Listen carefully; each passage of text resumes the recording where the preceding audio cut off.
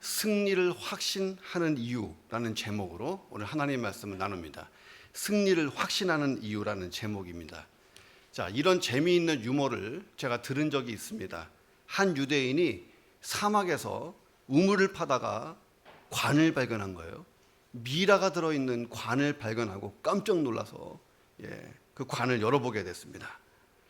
미라를 찬찬히 살펴보다가 이 사람이 흥분하기 시작하다가 흥분을 가누지 못하고 예루살렘의 박물관에 전화를 걸은 거예요. 내가 3000년 전에 죽은 남자의 시체를 발견했습니다. 박물관의 하객관이 더 깜짝 놀라서 되물었어요. 아니, 어떻게 3000년 전이라는 것을 확신하십니까? 그렇게 상세하게 금방 알 수가 없을 텐데 당신 고고학자입니까? 어떻게 그걸 아십니까? 장난 전합니까? 막 이랬어요. 흥분한 사람이 제가 설명을 해드리죠. 자, 이렇게 말했습니다. 이 미라가요, 무슨 전표 같은 것을, 쪽지 같은 것을 손에 쥐고 있는 상태로 발견됐거든요. 자, 그런데 그 쪽지에 고대 시브리어로 이런 말이 적혀 있더라는 거예요.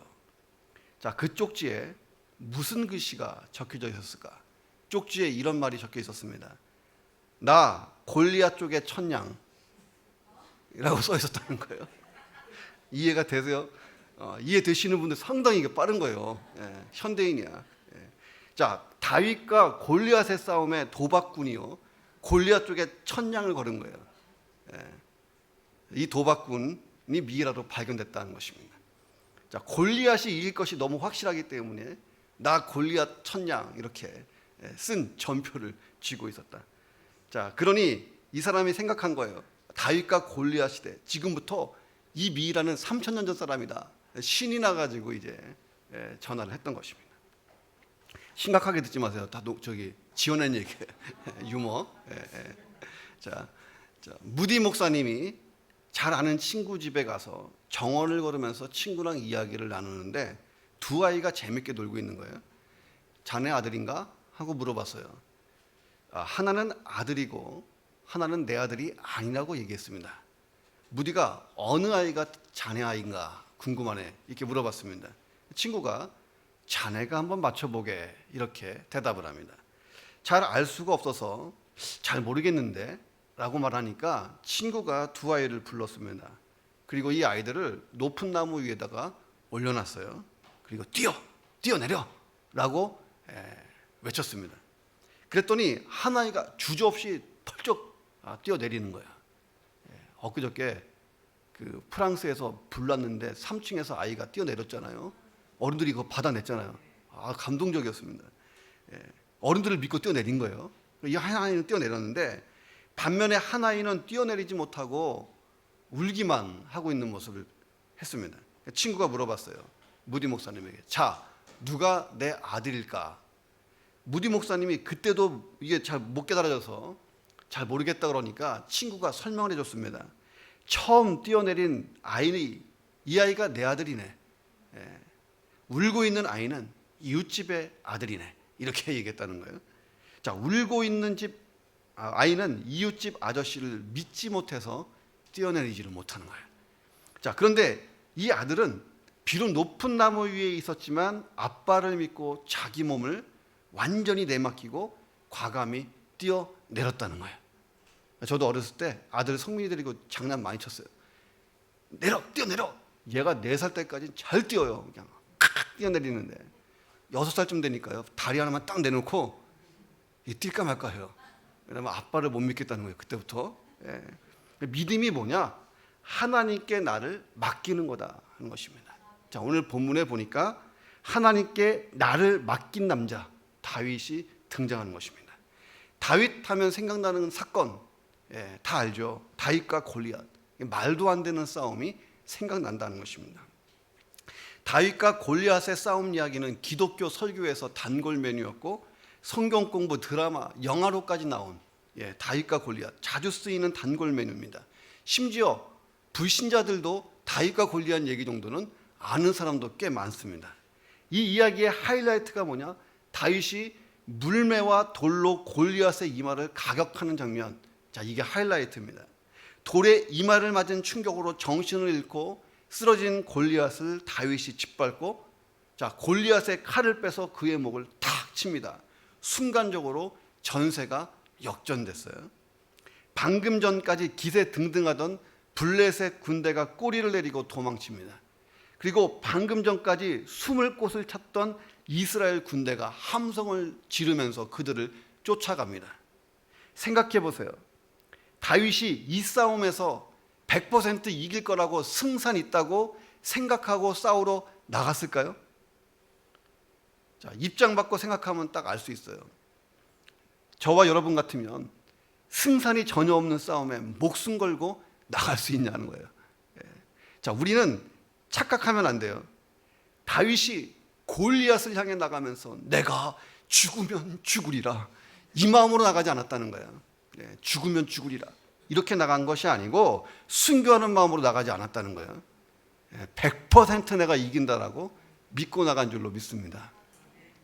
46절에 보면 다윗이 외쳐요. 다윗의 외침 속에는 순교적인 외침이 아니에요. 100% 이 싸움은 내가 이긴다라고 하는 외침입니다.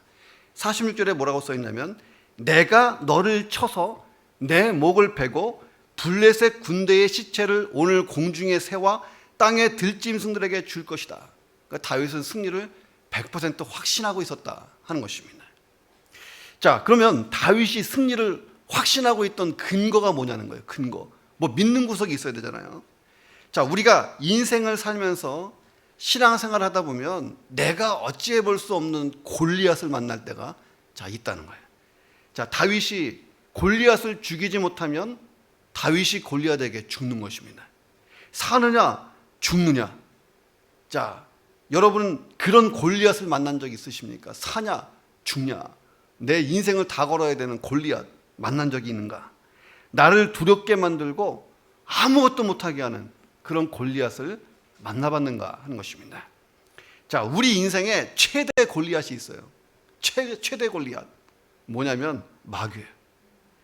사탄, 마귀가 최대 골리앗입니다.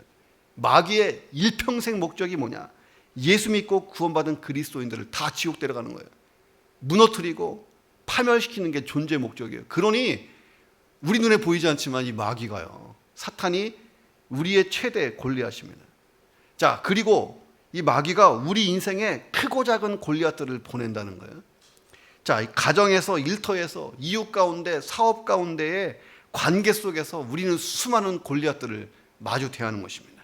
나를 낙심케 하고 근심하게 하고 절망하게 하는 골리앗들이 곳곳에 서 있다는 것입니다. 그런데 우리가 기억해야 돼요. 가장 큰 골리앗 마귀는 예수님에게 패한 줄로 믿습니다. 이미 마귀의 권세는 꺾였어요, 십자가에서. 그리고 마귀는 심판받고 불못에 던져질 존재로 전락한 더러운 영입니다. 자, 그리고 주님 안에서 우리가 작은 골리앗들을 다윗처럼 대하면 승리하는 줄로 믿습니다. 다윗은 승리를 100% 확신하고 골리앗을 향해서 달려들었다는 거예요. 믿음으로 승리하고 싶으면 다윗처럼 달려들면 되는 거예요. 자, 승리를 확신해야 됩니다. 자, 우리는 승리에 대한 다윗의 확신, 이 확신을 가지고 교훈을 얻자는 거예요. 자, 다윗이 승리를 확신한 근거가 뭐냐는 거예요. 근거. 그 첫 번째는 하나님과 나와의 관계에 대한 확신이 있었어요. 하나님과 나 사이 관계, 하나님의 관계에 대한 확신, 이 확신 때문에 다윗은 달려들었던 거예요. 자, 블레셋은 이스라엘 사사 시대부터 시작해서 사울왕 시대 때까지 이스라엘의 최대 적이었습니다. 그 당시에는 뭐 휴전선도 없었으니까 국경선도 없는데 맨날 넘나들면서 싸운 게 블레셋과 이스라엘의 전쟁입니다. 자, 역사의 흐름을 보면 선지자 사무엘이 등장하기 전까지는 블레셋이 우위를 점하고 있었어요. 자, 그런데 사무엘과 사울왕 시대 때는 이스라엘이 블레셋을 눌러버렸습니다. 그런데 사울이 하나님께 불순종해갖고 정신병에 걸려요. 징계를 받고 정신병을 앓으면서 지도력을 상실하니까 그때부터 다시 블레셋이 우위를 점하기 시작합니다. 블레셋은 사울의 지도력이 흔들리고 어려워지니까 그 틈을 놓치지 않고 이스라엘을 침공한 거예요. 이게 오늘 이 엘라 골짜기의 전쟁입니다. 엘라 골짜기를 사이에 두고 이스라엘과 블레셋 군대가 진을 치고 있었습니다. 자, 그런데 여기 보면 지금 엘라 골짜기가 가운데 나와요. 저희가 작년에 이스라엘 갔을 때 찍어온 거예요. 블레셋이 밑에 있고 저 위쪽에 이제 이스라엘이 있고 엘라 골짜기 딱 이렇게 있습니다. 자, 여기에서 블레셋 진영에서 한 거인이 나오는 거예요. 자, 이 거인이 등장하면서 전세가 급격하게 블레셋 쪽으로 쉬어버립니다. 자, 그의 이름이 골리앗. 골리앗이 이스라엘 진영에 나와서 날마다 으름장을 놓는 거예요. 17장 8절과 9절에 보면 너희는 한 사람을 택해서 내게로 내려보내라. 내려보내라. 왜 내려보내니까? 이스라엘이 저 위쪽에 있으니까 내려보내라. 그가 나와 싸워서 나를 죽이면 우리가 너희의 종이 되는 거다. 그런데 내가 이겨서 그를 죽이면 너희가 우리의 종이 되어 우리를 섬기는 거다. 이게 고대 영화 보면 많이 나와요. 저는 칼하고 창 나오는 영화를 좋아해요. 총 나오는 거 싫어해요. 너무 쉽게 죽어. 멋있게 죽어야지. 둘이 쫙 수만 군대가 마주 보는데 그 중에 장수 한 명 내보내잖아요. 그렇죠? 그래서 1대1 대결을 해. 고대 영화 보면 이 장면 참 많이 나와요. 자, 힘들게 다 싸우지 말고 1대1로 결정하자. 딱 이렇게 했던 것입니다. 이 가운데 지점이 다윗과 골리앗이 아마 만난 지점이 아닐까 생각이 됩니다. 문제는 이 골리앗이 매일같이 나와서 떠들었다는 거예요. 매일같이. 무려 40일 동안 매일같이 나와서 똑같은 얘기를 하는 거예요. 야, 이놈들아, 나와봐라. 나와 싸우자. 싸울 놈이 하나도 없냐? 이 병신 머저리 같은 놈들아. 막 이렇게 40일을 그러니까 처음에는 괜찮았는데 이 말도 계속 듣다 보면은 두려워지는 거야. 목소리 큰 놈이 이기는 거야. 그래서 계속 듣다 보면 스트레스가 되고 나중에는 그 말이 진리처럼 들리는 것입니다. 자, 이스라엘의 반영, 이스라엘의 진영의 반영이 있죠. 11절에 보니까 사울과 온 이스라엘이 블레셋 이 사람의 말을 듣고 놀라 크게 두려워했다. 이렇게 나옵니다. 24절에 보니까 이스라엘 모든 사람이 그 사람을 보고 심히 두려워하여 그 앞에서 도망까지 쳤다. 라고 나옵니다. 과연 이스라엘 땅에 블레셋 이 골리앗과 싸울 용사가 한 명도 없는가? 있기는 있어요. 사울의 아들 요나단이 있습니다. 요나단이 얼마나 용맹하냐면 부하 한 명을 데리고 간밤에 기습 공격을 해서 블레셋 군인 20명을 쳐 죽였습니다. 그 정도로 싸움에 용맹한 사람이 다윗의 친구, 영원한 친구 요나단이에요. 싸움에 능한 장수였습니다. 사울의 용감한 장수 아브넬이라고 하는 군대 장관이 있었어요. 이 사람의 창솜씨가 또 일가견입니다. 자, 그런데 저렇게 40일을 떠드는데 요나단도 아브넬도 감히 나가지를 못했다는 거예요. 그러니 블레셋이 자랑하는 골리앗의 위세가 어느 정도인가 우리가 추측이 되는 것입니다. 자, 골리앗의 비주얼을 성경 그대로 한번 보면 이렇습니다. 키가 2m 90, 갑옷만 벗겨놓으면 갑옷의 무게가 90kg, 몸무게까지 합치니까 300kg, 그가 들고 있는 창이 11kg. 야, 이 창을 번득거리면서 날마다 소리를 질러보세요. 누가 나갈 수가 있겠는가? 이리 오너라. 하나님을 믿는 내 놈들을 내가 박살내버리겠다. 빨리 나와서 내 창을 받아라. 야, 이스라엘 군대가요, 모욕당하는 것은 그래도 참을 만한데 시간이 지나니까 골리앗이 하나님의 이름을 들먹거리기 시작합니다. 자, 그래도 하나님의 선민인데 이스라엘 땅에 거룩한 분노를 가지고 죽으면 죽으리라 나오는 사람이 없었다는 거예요. 바로 그 시점에서 하나님의 이름을 들먹거리기 시작하니까 하나님이 골리앗과 싸울 하나님의 군사 다윗을 준비시킨 거죠. 당시 다윗은요, 나이가 조금 어렸어요. 한두 살 모자라서 전쟁에 참가하지를 못했습니다. 아마 10대 후반 소년이었던 것 같아요. 다윗은 아버지 이새의 심부름을 하러 전쟁터에 가게 됩니다. 자, 전쟁에 나간 너의 형 3명 형님의 생사 여부를 알아오너라. 아버지가 늘 그게 궁금하잖아요. 살아있다면 먹을 것을 잘 전달해 주어라 하고 음식을 싸줬어요. 다윗이 먹을 것을 딱 들고 이스라엘과 블레셋이 엘라 골짜기에 머물러 있는 곳에까지 갔습니다. 가보니까 두 군대가 기싸움을 펼치고 있어요. 뭔 기싸움을 펼치고 있는가? 현장에 가까이 가보니까 때마침 골리앗이 또 나온 거예요. 맨날 하듯이 두 진영 가운데로 나와서 고래고래 호통치는 소리를 다윗이 듣습니다. 아무도 골리앗과 싸우려고 하진 않아요. 그러니까 그날 다윗이 도착한 날 사울이 포상을 내렸습니다. 포상, 사울왕이. 자, 그리고 이스라엘 군대를 독려했어요. 나가 죽더라도 누구라도 한 명 나가보라는 거예요. 골리앗을 쓰러뜨리면 많은 재물을 주고 내 딸을 주어서 사위 삼고 그 집안의 세금을 영구적으로 면제한다. 야, 이게 얼마나 큰 당근이에요. 근데도 아무도 나서지 못합니다. 내 목숨보다 소중한 것은 없는 거예요.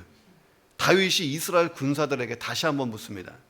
이 블레셋 사람을 죽여서 이스라엘의 치욕을 제거하는 사람에게 무슨 대우를 받습니까? 라고 물어보니까 여차저차 또 얘기를 해요.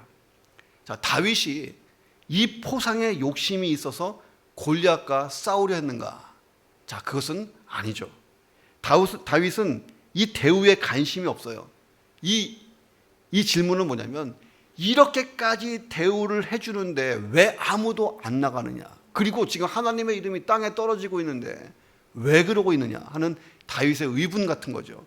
다윗은 이스라엘의 치욕에 대해서 관심이 많았습니다. 26절에 보니까 이 할례받지 않은 블레셋 사람이 누구이기에 살아계시는 하나님의 군대를 모욕하고 있냐라고 말합니다. 할례받지 못했다는 것은 뭐냐면 하나님 백성도 아닌 이방인이 속된 말로 요즘에 왜 깝치냐 하는 거죠. 젊은 애들이 많이 쓰는 단어예요. 이해가 안 되면 그냥 그러려니 하면 돼요. 다윗이 화가 난 거예요. 의분이 터진 거죠. 자, 이스라엘 군대에 큰 두려움이 임한 이유가 뭐냐? 골리앗의 비주얼, 그의 기세에 완전히 압도당했기 때문입니다. 그러니 하나님의 백성, 하나님의 군대로서의 자존심, 자존감이 다 땅에 떨어진 것입니다. 다윗이 골리앗을 어떻게 평가합니까? 보이는 대로 평가하지 않았어요. 뭐라 그랬냐면 할례받지 않은 블레셋 사람 끝, 이렇게만 평가했습니다. 다윗의 마음에 하나님의 백성으로서의 분노, 거룩한 의분이 막 치밀어 올라오는 것입니다. 다윗은 살아계신 하나님을 믿잖아요. 블레셋의 신은 존재하지도 않는 신이잖아. 다윗이 확신했습니다. 저 존재하지도 않는 신을 믿는 블레셋 군대가 어떻게 살아계신 하나님의 선민 군대를 이기냐? 절대 이길 수 없다. 그러니 내가 싸워야겠다는 생각을 가진 것입니다. 다윗이 확신한 건 뭐냐? 우리가 누구냐? 하나님의 선민, 하나님의 백성, 나 하나님의 백성. 자, 이거 하나만 붙들고 거짓 신을 믿는 블레셋, 저 골리앗 이길 수 있다. 결론을 내린 것입니다. 1967년에 이스라엘과 아랍 사이에 6.1 전쟁이 벌어졌어요. 6.1 전쟁. 저는 그때 태어나지 않아서 모릅니다. 그 다음에 태어났어요. 6.1 전쟁이 벌어졌습니다.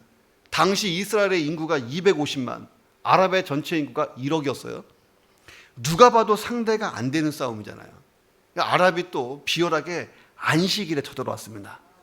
이스라엘은 안식일에 일하지 않잖아요. 안식일에 네 나라가 동시에 쳐들어왔어요. 자, 안식일에는 대응하지 않고 두들겨 맞던 이스라엘이 그날 저녁에 당시 국방부 장관이었던 모세 다얀이라는 사람이 짤막한 성명서를 발표합니다. 우리는 2534년 만에 찾은 조국 이스라엘을 지키기 위해 부득이 내일부터 이 전쟁에 참가하겠습니다. 그러나 전쟁이 시작되면 우리는 단시간 내에, 최단 시간 내에 전쟁을 끝내고 승리할 것입니다. 이유는 전 장병이 최강의 무기로 무장했기 때문입니다. 전 세계가요, 정신이 번쩍 들었어요. 이스라엘이 보유하고 있던 최첨단 핵무기가 진짜 있었구나. 핵무기 터뜨리겠구나. 이렇게 생각을 했어요. 전쟁이 시작됐습니다. 핵무기가 등장하지 않았어요. 군인들을 전쟁터로 내보내고 국방부 장관이 방송국에서 또박또박 이 글을 읽습니다. 자, 이제 최강의 무기를 소개하겠습니다. 그것은 성경책입니다. 여호와여, 나의 대적이 어찌 그리 많은지요. 구원은 여호와께 있사오니 주의 복을 주의 백성에게 내리소서. 자, 다윗이 기록한 시편 3편을 또박또박 읽은 거예요. 이 전쟁이 6일 만에 이스라엘의 압승으로 끝나게 된 줄로 믿습니다. 자, 다윗이 어떻게 거인 골리앗을 이겼는가? 세계 물맷돌 던지기 챔피언인가? 아니죠. 근데 보통 다윗의 기술은요 대단했던 것 같아. 적중률이 상당히 높았던 것 같습니다. 자, 근데 그 기술 때문에 승리한 것이 아니고 그 이전에 담대한 용기가 있었다는 거예요. 객관적으로 보면 골리앗과 싸우겠다고 나서는 것 자체는요 황당한 일이다 하는 것입니다. 어떻게 보면 정말 무모한 일이에요. 자, 그런데 다윗이 위대한 것이 아니고 다윗이 믿고 있는 하나님이 위대한 줄로 믿습니다. 다윗은 하나님과의 관계에 대한 확신이 있었어요. 내가 누구야? 하나님의 백성, 하나님이 선택받은 사람. 오늘 나를 괴롭히는 골리앗의 정체가 무엇인가? 자, 내가 골리앗을 묵상하면 절대 못 이기는 거예요. 뭘 묵상하냐? 하나님을 향한 내 믿음의 정체가 무엇인가? 이거 묵상해야 될 줄로 믿습니다. 믿음은 하나님의 능력이 임하고 역사하는 통로인 거예요. 골리앗에 집중하지 말고 내 믿음의 사이즈에 집중하는 거예요. 내 믿음으로 골리앗을 이길 수 있겠는가? 저와 여러분이 누구입니까? 요한복음 1장 12절에 보니까 하나님의 자녀가 되는 권세를 받은 사람인 줄로 믿습니다. 다윗은 선민 이스라엘, 이 정체성과 자존감만 가지고도 나는 골리앗과 충분히 싸워서 이길 수 있다 믿은 거예요. 자, 그러면 나는 하나님의 자녀잖아요. 백성도 아니고 자녀.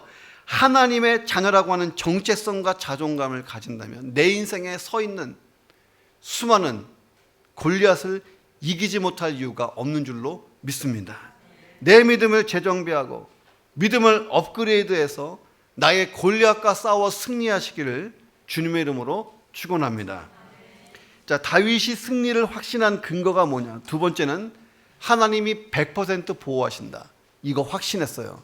이거 누구든지 확신할 수 있죠. 그런데 다윗은 말씀의 근거에서 확신을 했어요. 이게 중요한 거예요. 하나님이 날 도와주시겠지 이 정도가 아니고 시편 3편을 읽었던 모세 다얀이라고 하는 군대 장관처럼 말씀으로 확신하는 거예요. 하나님의 약속. 자, 삽시간에 다윗이 골리앗과 싸우겠다고 자원하니까 이 소문이 쫙 이스라엘 군안에 퍼졌습니다. 자, 이 소문이 사울 왕에게까지 들어갔어요. 자, 골리앗과 싸우겠다고 자원하는 자가 나타났다 그러니까 사울이 얼마나 기뻤겠어요. 자, 그런데 다윗을 딱 보니까요, 고맙지만 사울의 판단으로 볼 때 다윗과 골리앗의 싸움은 무리수였다 하는 것입니다. 사울이 다윗에게 얘기해요. 너는 가서 저 블레셋 사람과 싸울 수 없다. 너는 소년이다. 저 골리앗은 어렸을 때부터 용사다. 물론 그래요. 덩치도 그렇지만 전투 기술도 훨씬 다윗보다 뛰어나고 전쟁 경험도 골리앗이 압도적으로 많잖아요. 이때까지 다윗은요 사람을 죽여본 적이 없어요. 그러니 이게 싸움이 되겠냐 말이죠. 그러니 다윗이 사울에게 자기 양치기 경험을 얘기해줘요. 사자와 곰이 양떼에 와서 새끼를 물어가면 내가 쫓아가서 죽을 힘을 다해 내 새끼를 찾아왔습니다. 이 얘기를 해주는 거예요. 그 곰이나 사자가 나를 공격하면 그 수염을 잡고 쳐 죽였습니다. 무용담을 막 늘어나요.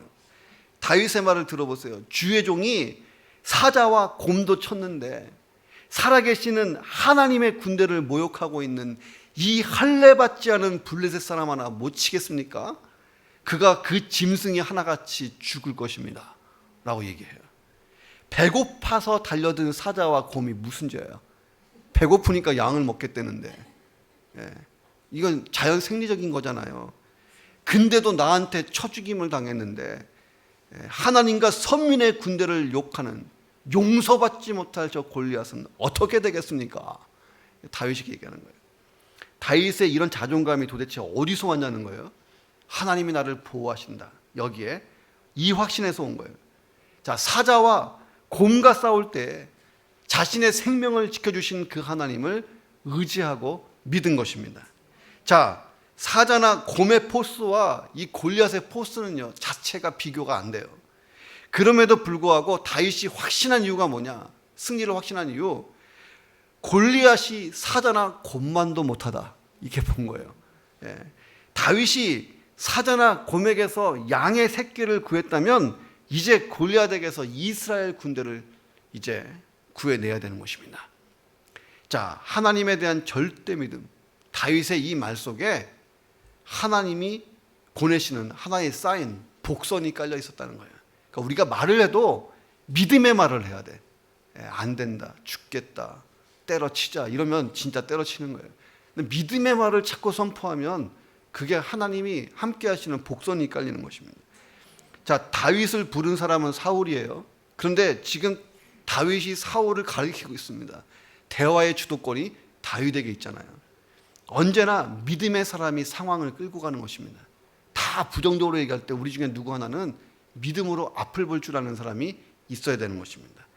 다윗이 담대하게 출정 의지를 막 내세우니까 사울이 큰 감명을 받아요. 자기 자신을 생각하니까요, 너무 창피한 거예요. 당시 사울의 키가 2m 좀 넘었거든요. 그러니 왕이 한번 나가서 그냥 해볼 만도 한데 창피한 거예요. 그래서 다윗을 축복합니다. 여호와께서 너와 함께 계시기를 원하노라. 그러면서 싸움에 나갈 수 있도록 자신의 군복을 벗어줘요. 노투구를 주고 갑옷과 칼도 다윗에게 입혀주고 챙겨줍니다. 사울의 키가 2m 한 20, 30 됐었으니까 이게 맞을 리가 없잖아요. 왕의 전투복, 왕의 무기를 들고 나가는 것, 이게 얼마나 큰 영광이에요. 자, 그런데 이게 다 다윗에게는요, 불편한 거예요. 자, 그래서 다윗이 곰과 사자와 싸울 때 하나님이 도와주셨던 무기를 들고 나갑니다. 그게 뭐냐면 막대기, 물매, 돌 5개 이거 들고 나가는 거예요. 자, 근데 우리가 생각하는 이 돌은요, 다윗이 시냇가에 가서 돌 주웠다 그러니까 조그만 공기하는 돌 말고 적어도 주먹만한 돌을 뜻합니다. 주먹만한 돌을 챙긴 거예요. 그 당시에 물매라고 하는 것은 새총이 아니에요. 저도 어렸을 때 새총으로 탁 쏴갖고 맞춘 줄 알고 저도 수도 없이 연습했어요. 다윗처럼 되려고. 근데 그게 아니고 물매. 이거 크게 휘두르는 물매 같은 것입니다. 자, 골리앗과 싸우러 나가는 다윗의 무장한 모습을 보고 이스라엘 군대가 어떤 반응을 보였을까? 기가 찼을 거예요. 막대기 들고 싸우러 나가니. 자, 사람들이 다윗에게 충고했을 것입니다. 이봐 다윗, 골리앗은 너무 크고 강해. 지금이라도 그만두게. 아무도 너를 비난하지 않아. 싸우지 않아도 돼. 말렸겠죠.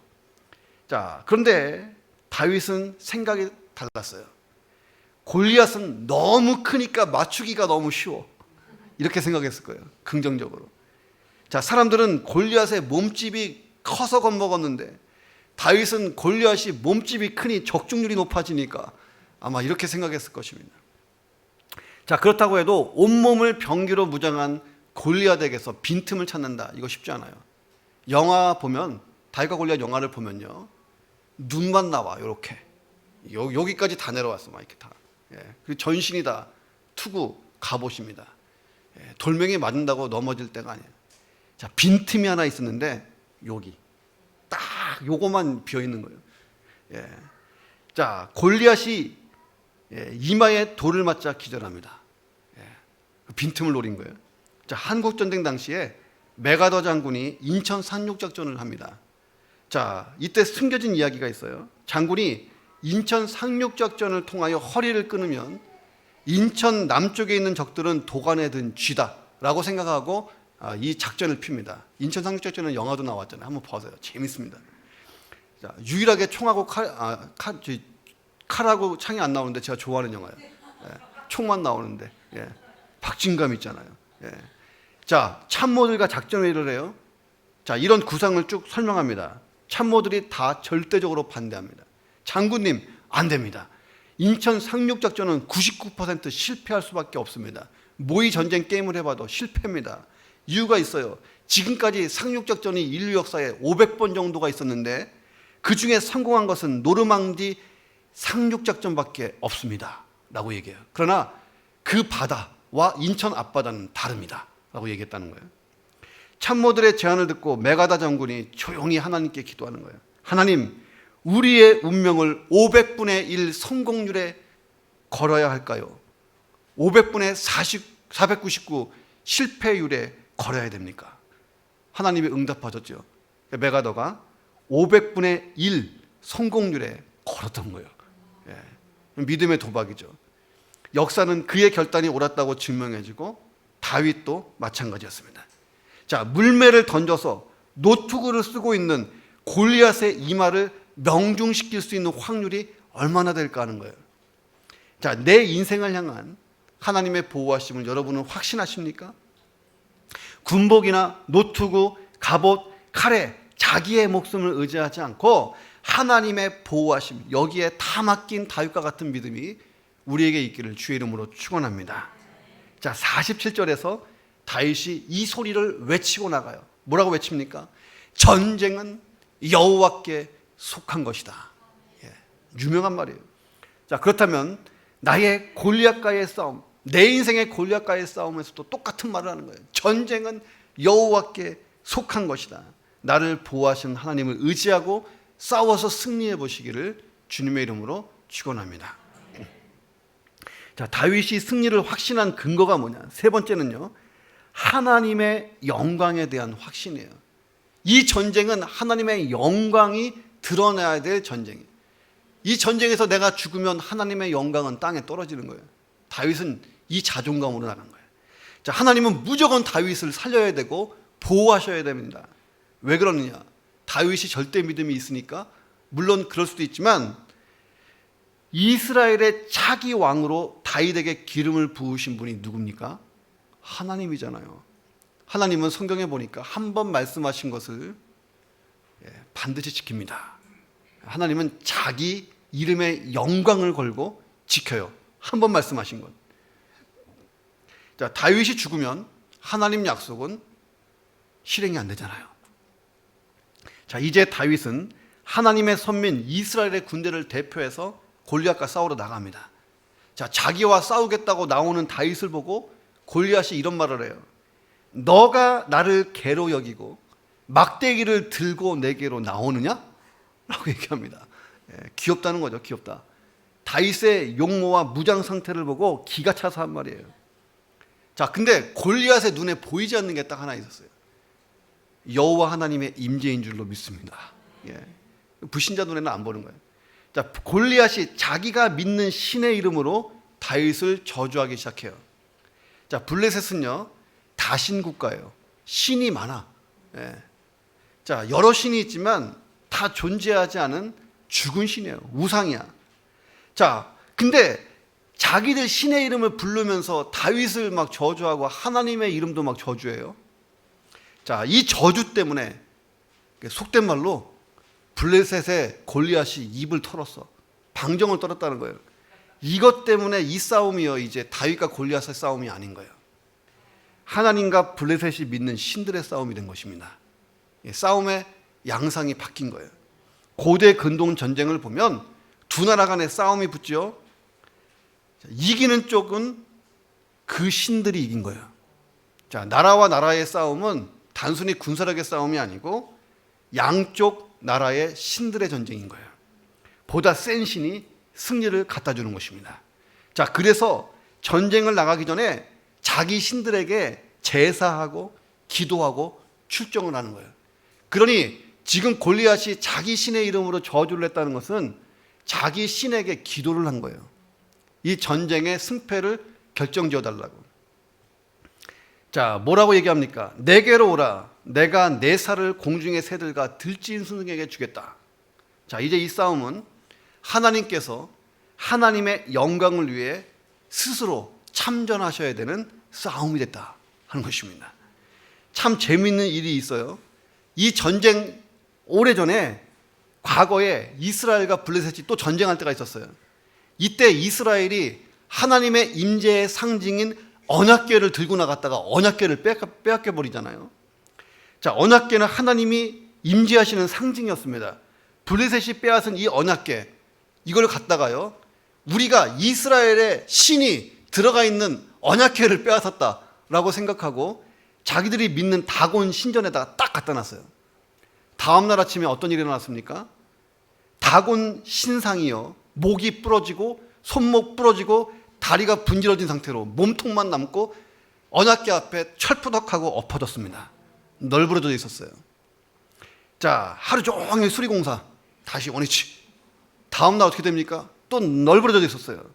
깜짝 놀라가지고요, 이 사람들이 언약궤를 딴 곳으로 보내버리잖아요.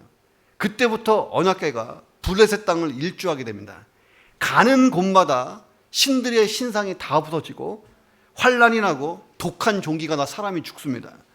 블레셋 땅 전역에 엄청난 두려움이 임했어요. 블레셋 사람들이 언약궤 근처도 안 가고 쳐다보기도 싫어했습니다.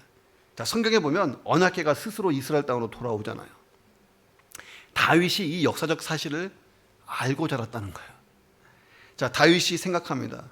네가 지금 기도를 하지만 블레셋의 신은 이미 죽은 신, 존재하지도 않은 신, 이미 언약궤 하나님의 임재 앞에 무릎 꿇은 무능력한 신인 건 내가 다 안다. 예. 반면 하나님은 살아계셔서 이 전쟁을 주관하신다. 이게 다윗의 확신인 줄로 믿습니다.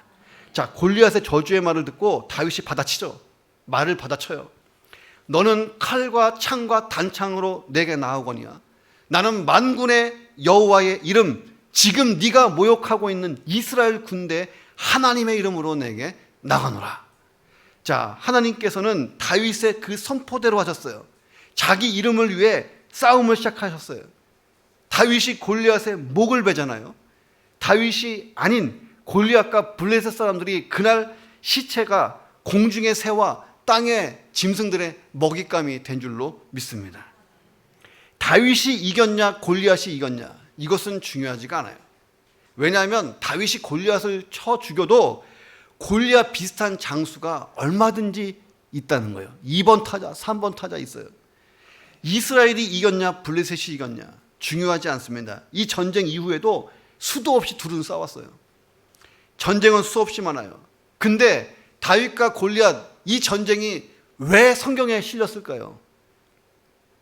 이 전쟁의 중요한 이유는 하나님의 영광, 여호와의 이름이 걸린 싸움이었기 때문인 줄로 믿습니다. 과연 하나님이 이스라엘에 살아계신 분이냐, 이거 증명하는 싸움이었기 때문이에요. 다윗은 이것을 정확히 알고 있었어요. 이쯤 되면 하나님이 영광을 드러내실 것이다. 이렇게 선포하는 거예요. 온 땅으로 이스라엘에 하나님이 계신 줄을 알게 하겠다. 또 여호와의 구원하심이 창과 칼에 있지 않고 그분의 이름, 영광에 있는 것을 알게 하겠다. 하나님이 스스로 싸우신다. 이게 전쟁의 의미였어요. 다윗이 승리를 확신한 이유, 하나님의 영광이 걸린 거예요. 자, 하나님께서 친히 영광을 받으시기 위해서, 영광을 위해서 싸우실 것이다. 이 믿음 가져보시기를 주의 이름으로 축원합니다. 하나님이 우리를 선택하셨고 구원하시고 자녀로 삼으셨잖아요. 자, 내 삶을 통해서 하나님이 영광 받으시기를 원합니다. 어떻게? 우리가 믿음으로 행할 때 하나님이 영광을 받는 거예요. 믿음으로 뭘 해야지 뭐가 하나님이 개입할 만한 사건이 있어야 되잖아요. 예. 그러니까 자꾸 그 사건을 만들어야 돼. 자, 우리가 하나님의 영광을 위해 살고만 있다면 내 앞에 있는 이 골리앗 두려워할 이유가 없는 것입니다. 하나님이 영광을 위해 친히 내 인생 가운데 싸워주실 줄로 믿습니다. 저와 여러분이 골리앗과 싸울 때에 하나님의 영광이 드러나는 싸움에 대해서 반드시 승리하시기를 주의 이름으로 축원합니다. 범브란트라고 하는 유명한 목사님이 계세요. 범브란트. 이분이 예수 그리스도의 복음을 전하다가 1948년 루마니아의 비밀 경찰에 의해서 연행됩니다. 그리고 기독교 신앙을 버리라고 수많은 무서운 고문을 공산당으로부터 받았어요.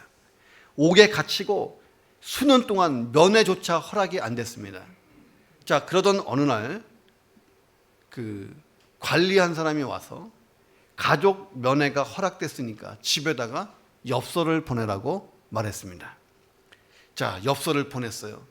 면회 당일이 됐습니다. 면도도 하고 옷도 갈아입고 들뜬 마음으로 가족을 기다렸습니다. 근데 아무도 안 오는 거예요. 이 목사님의 엽서가요, 가족에게 들어가지 않았습니다. 공산당이 갖고 있었어요. 자, 그리고 범브란트 목사님은 방송을 통해서 이런 메시지를 듣게 됩니다. 이제 아무도 너를 사랑하지 않는다. 이 말이 계속 흘러나와요. 당황한 목사님이 내 가족이 나를 버렸구나 하면서 좌절합니다. 또다시 방송이 나와요. 하나님은 죽었다. 하나님은 없다. 자, 근데 목사님이 이 말을 믿기 시작합니다. 믿어지는 거예요. 그 상황이 되니까. 내가 지난 몇 년 동안 어떻게 믿음을 지켰는데 하나님 이게 뭡니까? 이게 믿어지는 거예요. 잠시 후에 이 목사님이 다행히 하나님께 엎드려 회개하고 하나님께 자기 인생 생명을 드립니다. 하나님 죽어도 좋습니다.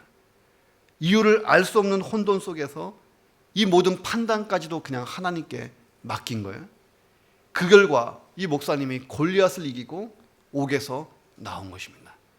그리고 전쟁이 끝난 다음에 범브란트 목사님이 이 경험 하나를 가지고 누마니아의 큰 부흥의 역사를 일으키고 다니는 위대한 사역자로 쓰임을 받습니다.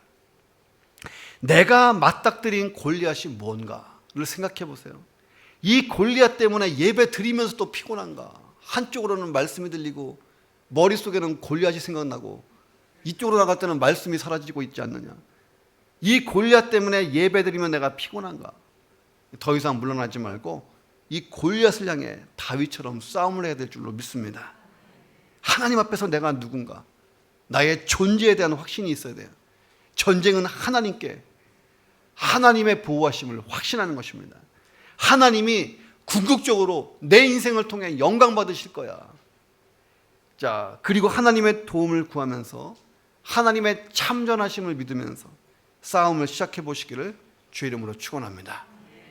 승리를 확신하고 내 인생의 골리앗을 쓰러뜨리고 하나님의 영광을 드러내고, 그래서 하나님을 더 깊이 알고 내 주변의 모든 사람이 하나님을 알게 되는 드라마 같은 역사가 저와 여러분의 인생 가운데 쓰여지기를 주님의 이름으로 축원합니다. 기도하겠습니다. 하나님, 내 인생 가운데 골리앗들을 만났을 때 하나님과 나 사이의 관계에 대한 확신을 가지고 싸우게 해 주옵소서. 나는 하나님의 백성이요 자녀요, 하나님의 아들 예수 그리스도의 핏값으로 구원받은 그리스도인인 줄로 믿습니다. 하나님의 보호하심에 대한 확신을 가지고 싸워서 이기게 하여 주옵소서. 하나님의 영광에 대한 확신을 가지고 골리앗과 싸워서 이기도록 내 삶을 붙들어 주시옵소서. 우리 통성으로 한번 기도하겠습니다. 하나님 아버지, 감사합니다. 다윗의 믿음을 우리에게 주시옵소서. 아버지, 내 주변에 얼마나 많은 골리앗이 있습니까? 코로나뿐만 아니라 하나님 내 인생에 되어지지 않은 많은 문제, 나를 공격하는 사람들, 비방하고 사기치고 아버지 내 인생에 해악을 가져다주는 사건과 사람들, 하나님 마귀의 눌림과 아버지 공격이 있습니다. 하나님, 나를 좌절시키고 내 마음에 근심과 두려움을 주고 있는 골리앗이 무엇입니까? 하나님, 우리가 믿음을 가지고 싸워 이기게 하여 주시옵소서. 하나님과 나 사이의 관계를 회복하게 하시고, 내가 하나님의 자녀이고 하나님의 내 인생 가운데 영광을 받으시고 하나님이 끝까지 보호하심을 믿고 우리가 믿음으로 싸워 이길 수 있도록 도우시고 역사해 주시옵소서. 믿음을 주시옵소서. 주님 채워 주시옵소서.